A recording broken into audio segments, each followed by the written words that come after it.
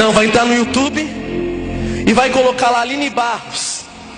E vai ver a Aline Barros dizendo que ela não suporta que as músicas dela sejam cantadas por um pedaço de bolachinha, que é a tua Eucaristia, Jesus Eucarístico. Eles vão entrar no YouTube e vão ver a Ana Paula Valadão diante do trono, no show, filmado, profetizando a queda da Igreja Católica e chamando a Igreja Católica da prostituta do Apocalipse. Essa pessoa vai entrar na internet e vai ver o Regis, não sei das quantas, que canta a música como Zaqueu, que a música tem um erro teológico tão grande que não poderia nunca ser cantada na nossa igreja. Quero amar somente a ti. Foi isso que Jesus pediu? E o irmão? E tem gente cantando essa música. E vão ver aquele rapaz dizendo que a igreja não precisa de uma senhora, a igreja precisa só de um Senhor. Eu vou dizer uma coisa: sabe quem está formando os protestantes de amanhã? Somos nós mesmos, que dentro dos nossos encontros nós estamos colocando só coisa protestante. É por isso que não tem mais amor à Virgem Maria, é por isso que não tem mais amor à Eucaristia, é por isso que não valorizam mais as coisas de Deus, as coisas dessa igreja, por isso que não amam mais o Papa, não amam mais os sacramentos. Nós temos cada dia mais nos desmoronando, indo para distante da graça de Deus. Você vai ver São Caetano dizendo que a graça de Deus, quando nós pedimos ao Senhor, ela vem, mas vem por meio de Maria. São Caetano dizia isso. Nós precisamos hoje voltar o nosso coração a ela. Precisamos querer aprender com Maria. Precisamos tirar. Eu vou dizer uma coisa aqui para fechar e colocar um ponto final.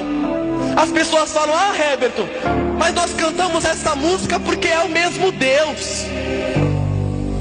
Coloca Jesus Eucarístico aqui, entra com um protestante ali e aponta para Jesus Eucarístico e fala para eles assim: olha meu Deus ali. O que você acha que eles vão falar? Idólatra. Não é o mesmo Deus, desculpa. A igreja reconhece a verdade que está na igreja deles, pertence à Igreja Católica. Eu não vou dizer que lá não tem pessoas boas, tem muito pessoas boas lá.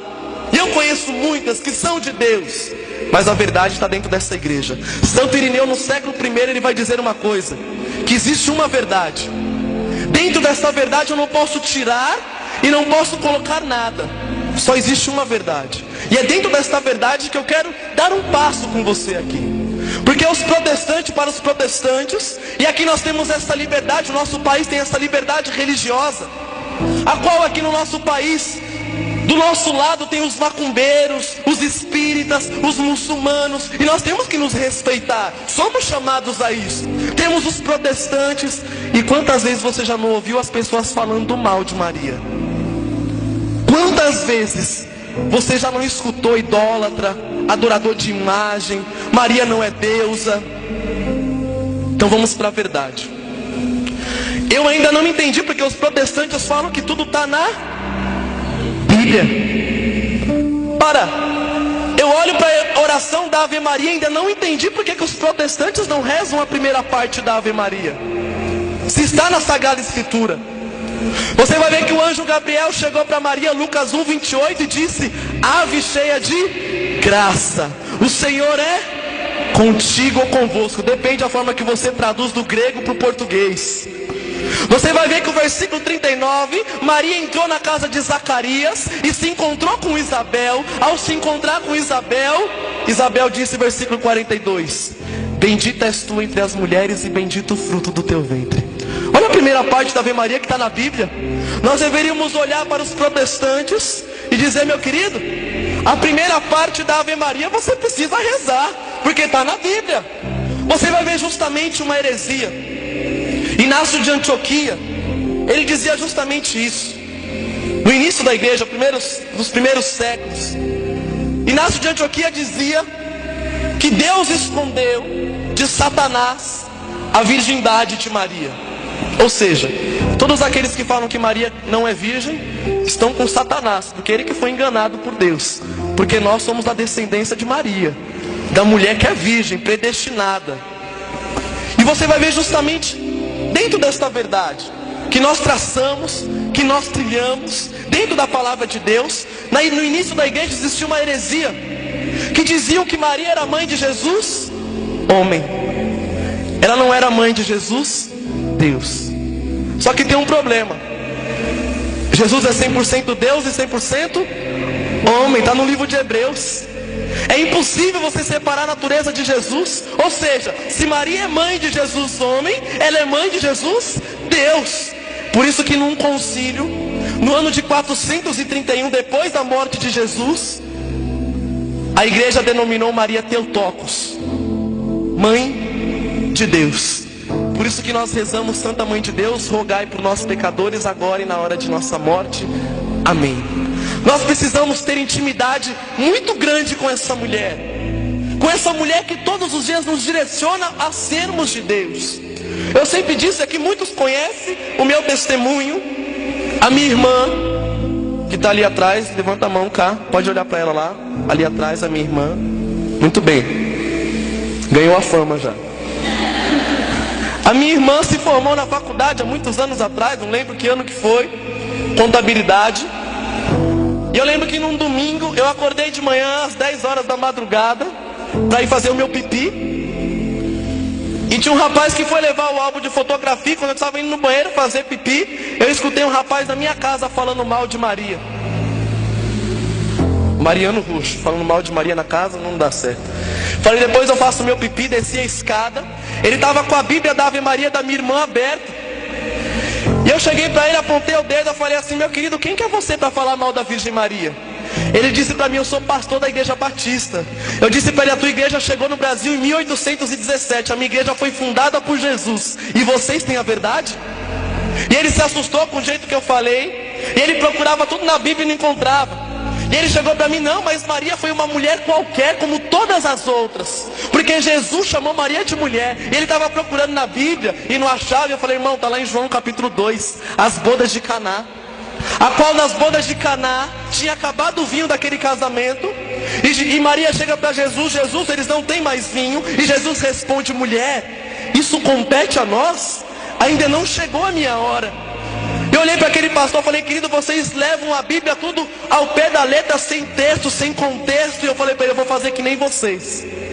Sabe por que Jesus chamou Maria de mulher? E ele, por quê? Eu falei: porque lá em Gênesis, no capítulo 3, quando o pecado entrou no mundo, Deus falou para Satanás no versículo 15, para a serpente: eu colocarei ódio entre a tua descendência e a descendência da mulher. A mulher irá lhe pisar a cabeça e você irá lhe ferir o calcanhar. Eu falei para aquele pastor: sabe por que Jesus chamava Maria de mulher? Porque Maria é aquela que pisa na cabeça de Satanás. E aquele rapaz muito bravo com as coisas que eu estava falando, e ele falou: não, mas Jesus, ele teve outros irmãos, Maria teve outros filhos, e ele está na Bíblia. E eu falei para ele: está lá em Marcos capítulo 3, versículo 31, a qual Jesus diz que chegou a mãe e os irmãos de Jesus. E Jesus faz uma pergunta: quem que é o meu irmão e quem é a minha mãe? E ele mesmo responde: o meu irmão e minha mãe são todos aqueles que fazem a vontade do meu Pai que está no céu. Eu perguntei para aquele pastor: meu querido, você já estudou grego ou hebraico? E ele: eu nunca estudei isso. Eu falei: pois bem, eu faço faculdade de teologia e eu preciso entender o grego e hebraico, porque a Bíblia foi escrita em grego e em hebraico.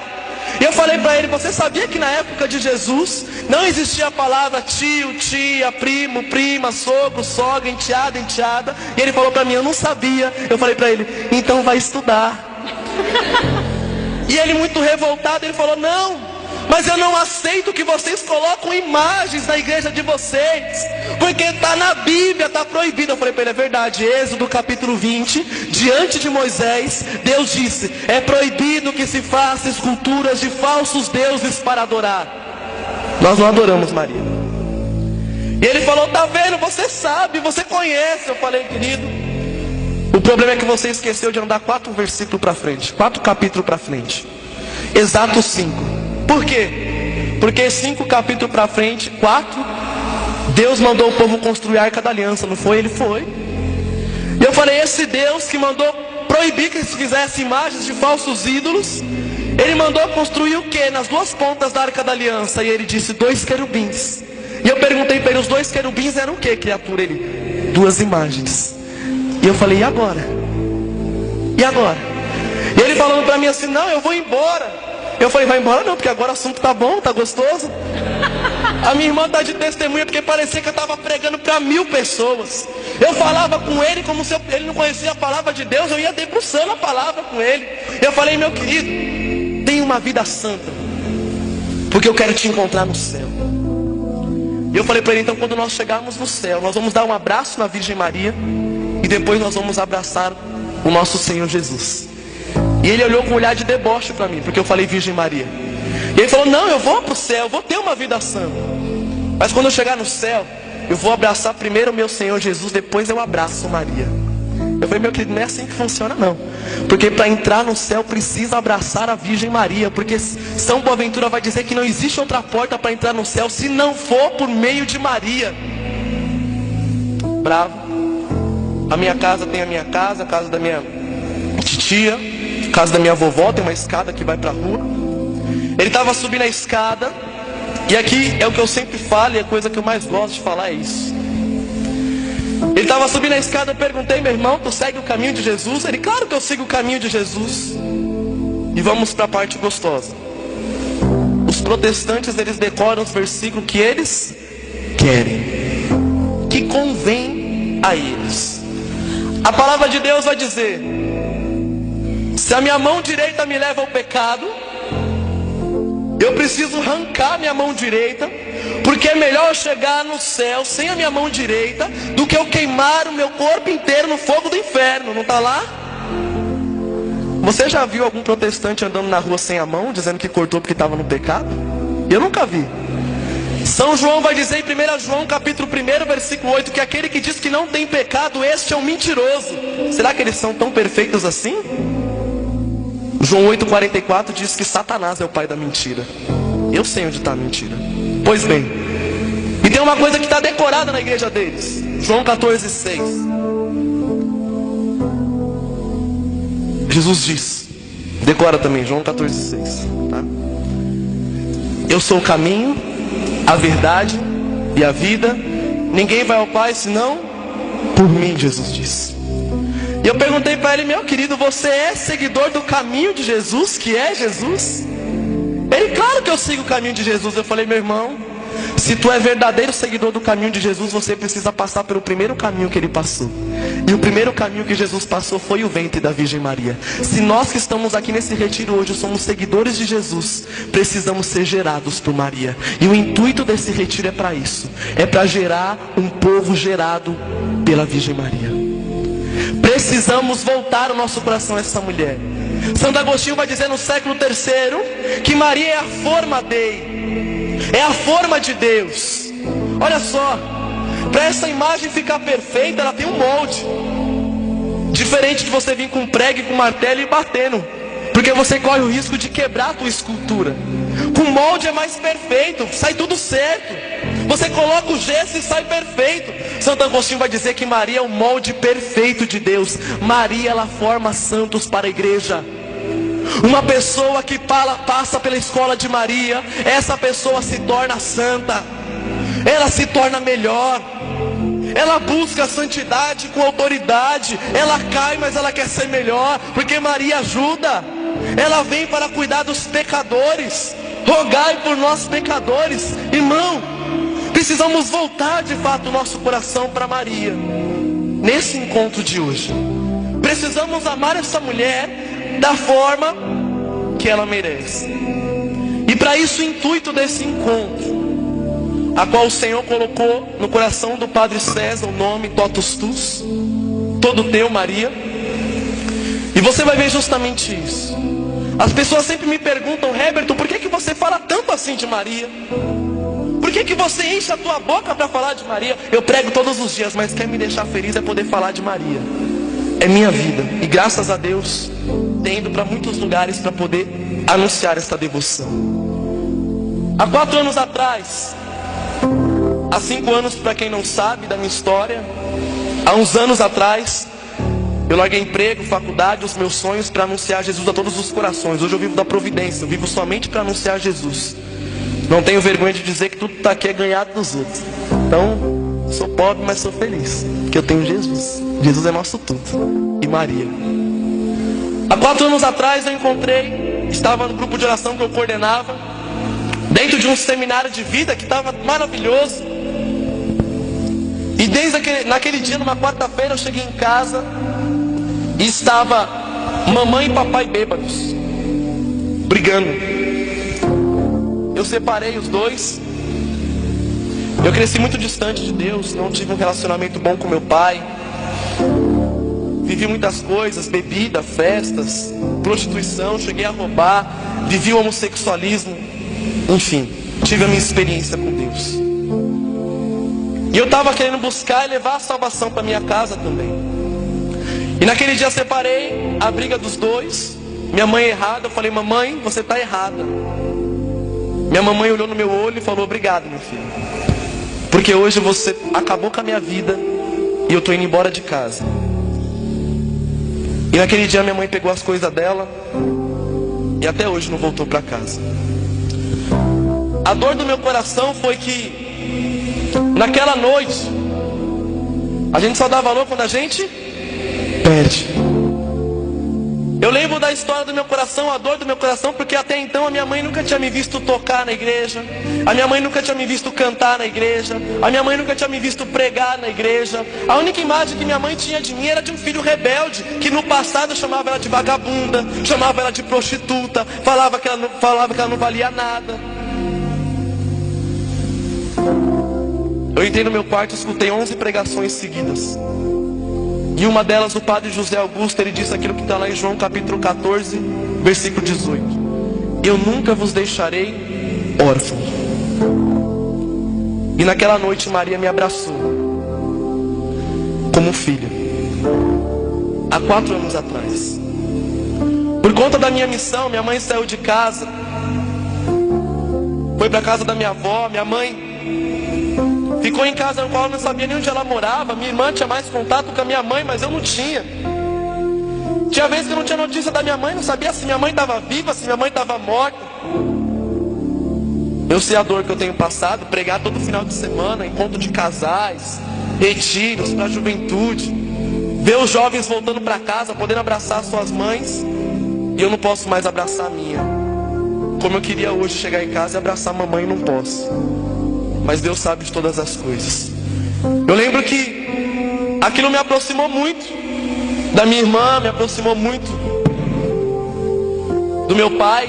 Comecei a levar o meu pai para o grupo de oração. E eu vi o meu pai tendo uma experiência com Deus no grupo de oração que eu coordenava. Meu pai chorando. E maravilhoso o que o Senhor faz. E o engraçado foi que quando eu entrei na igreja, antes de eu entrar na igreja, minha irmã rezava para mim vir para a igreja.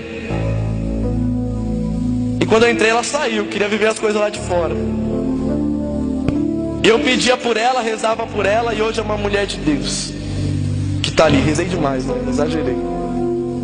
Mas eu vi as coisas de Deus transformando a minha vida, mas faltava muita coisa. Mamãe, a falta que mamãe faz é muito grande. Muitas vezes eu sinto muita saudade dela. Mas ano passado, como alguns aqui sabem, eu cheguei quase morto no hospital, em janeiro do ano passado, tive uma embolia pulmonar, brigando com Deus, porque eu tinha um monte de pregação marcada, um monte de missão marcada, e falava: por quê? Larguei tudo para o Senhor e agora estou aqui no hospital. E o Senhor falava: eu sei o que estou fazendo. E Maria confortando meu coração. E eu todos os dias eu sempre pedi a Maria para trazer minha mamãe. E quando eu fiquei doente, eu tive a graça de ter quase todos os dias a visita de mamãe. Minha mamãe foi e ficava sentadinha acordada, porque eu não podia deitar. E minha mãe ficava acordada a noite inteira para que eu pudesse dormir sentado, por causa das dores. Eu lembro que a minha vontade era nem de ficar melhor, porque eu podia ter mamãe. E aquilo me aproximou muito de minha mãe. E eu rezava todo dia para Maria: traz minha mãe, traz minha mãe, traz minha mãe. No carnaval do ano passado, num domingo, eu fiz muitas pregações naquele carnaval. No domingo eu estava pregando para a juventude, estava almoçando no retiro. E minha irmã tinha viajado, meu pai tinha viajado. E no almoço eu recebi a ligação de mamãe. E minha mamãe perguntou: filho, você está sozinho em casa? Eu falei: tô. Ela falou: posso ir dormir com você? Eu falei: pode. Claro que pode, que pergunta. E eu falei para ela: eu tenho mais uma pregação para fazer, mas depois eu vou para casa. Eu fui fazer uma pregação para pais, um retiro de pais, falar do filho pródigo, porque aqueles pais choravam muito. Eu não via a hora de ver minha mãe em casa. Eu queria encontrar minha mãe. Eu nunca esqueço que uma senhora veio, me abraçou e falou: eu queria que você fosse o meu filho. Eu falei: pode me soltar, porque eu já tenho mãe em casa, ela está me esperando. A vontade mesmo de querer ser de Deus, de querer buscar a minha mamãe também nos meus braços. Eu cheguei em casa, contei o que tinha acontecido naquele dia para a mamãe, e minha mamãe começou a chorar. A dor do meu coração foi porque eu sempre achei que eu decepcionei a minha mãe e o meu pai. Porque o meu pai e minha mãe sempre sonharam para mim que eu tivesse um bom emprego, que eu tivesse dinheiro, que eu tivesse a minha casa. Eu não tenho nada. Eu sempre tive isso no coração. A minha mãe nunca entendeu por que eu vou para a igreja. Eu lembro que a minha mãe reclamava que eu chegava bêbado quase todos os dias. Aí eu entrei para a igreja, ela começou a reclamar que só vivia na igreja, eu não entendia. Mas eu lembro que minha mãe, no carnaval do ano passado, ela olhou no meu olho chorando e falou assim, quando ela saiu de casa, ela falou que eu tinha acabado com a vida dela. No carnaval do ano passado, minha mãe olhou no meu olho e falou assim: meu filho, você é a maior bênção que Deus poderia me dar. A minha mãe olhou no meu olho, algo que ela nunca tinha dito. Ela falou: meu filho, nunca desista dessa vida que você está levando hoje, você é meu orgulho.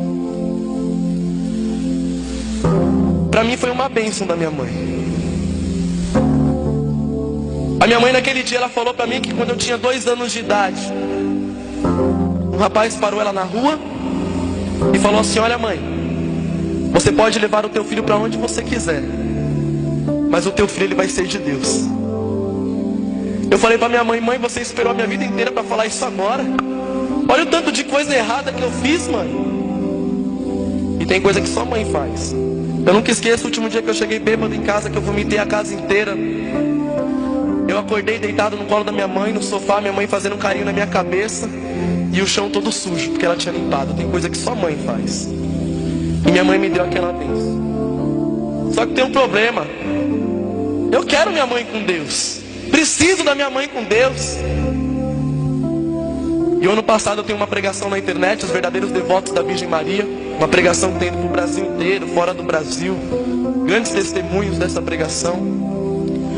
E a minha mãe me ligou o ano passado chorando, porque ela tinha escutado a pregação. E minha mãe falou para mim assim: filho, quando a mamãe era pequena, ela foi consagrada a Nossa Senhora de Fátima.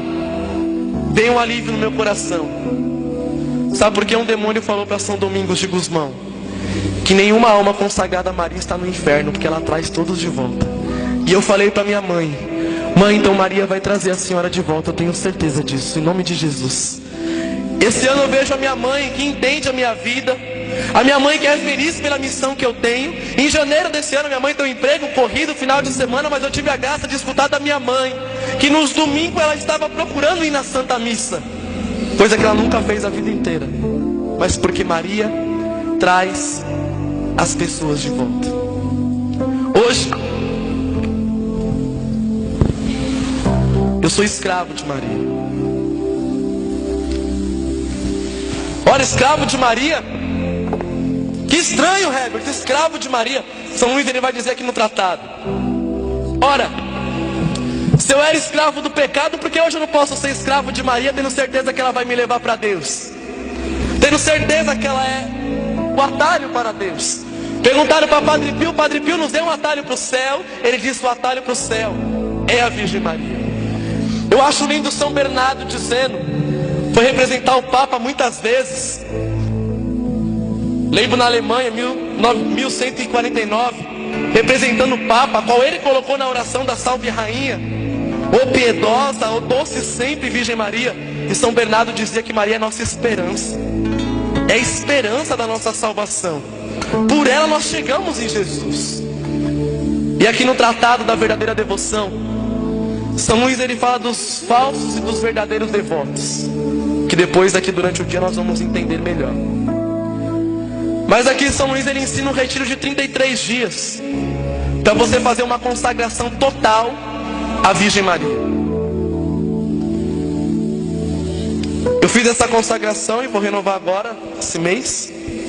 Renovo hoje, aqui nesse encontro, nesse retiro.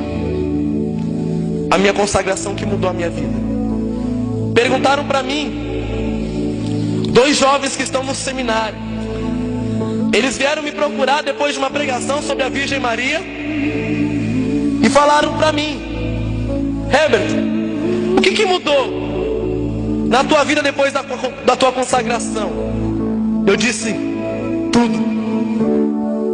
Se tinha um rapaz que era bruto, que brigava com todo mundo, que xingava todo mundo, minha irmã está aqui de prova, era o Herbert. Mas hoje a minha irmã, que é brava, nervosa, vem cá, cara, corre aqui, vem cá.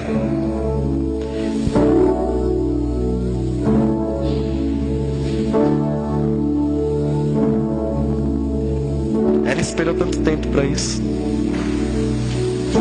Sabe o que eu acho belo? É como as coisas mudam. A gente sofreu tanto dentro de casa.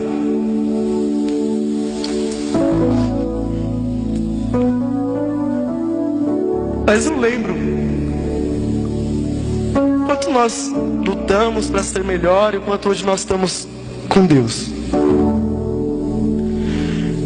Ela é bravinha, essa menina aqui. Aí hoje ela briga comigo e eu fico quieto. Não tem mais graça brigar comigo, né? Dentro de casa. Mas sabe o que eu acho lindo? É que um dia eu disse sim para minha vida, para Deus, para minha escravidão. E hoje eu posso ver isso aqui no braço da minha irmã também. Ela busca ser de Deus por meio de Maria também, para trazer a nossa família, a nossa casa. É intercessora, faz parte de uma equipe missionária, Madeiro da Cruz, dos irmãos que estão aí. O fundador é o Guilherme, grande amigo meu, um menino que eu amo de coração, que está aqui na intercessão. Mas nós temos lutado